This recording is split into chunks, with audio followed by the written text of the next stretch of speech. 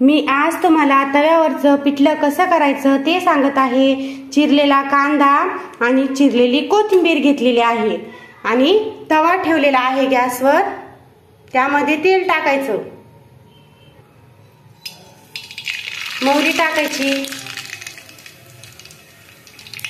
कांदा टाकायचा,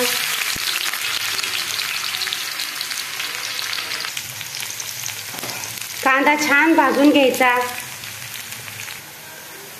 हे बघा कांदा आपला छान भाजलेला आहे।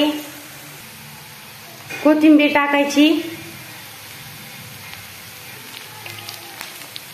आणि लाल चटणी टाकायची, हळद टाकायची,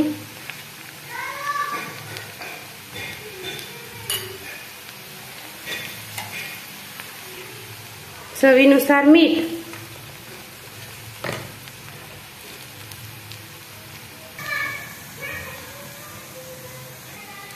पाणी टाकायचं,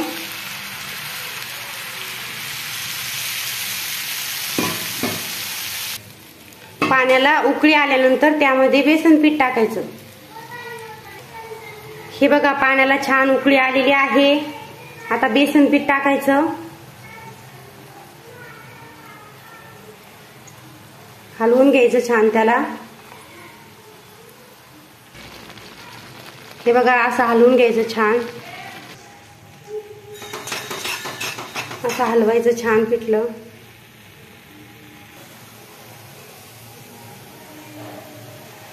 हे बघा अशा पद्धतीने छान तवा पिठलं करायचं। हे बघा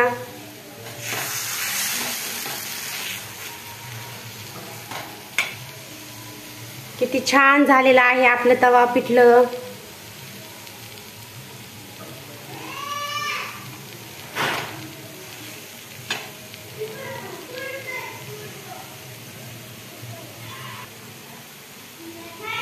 किती छान झालेलं आहे आपलं तवा पिठलं।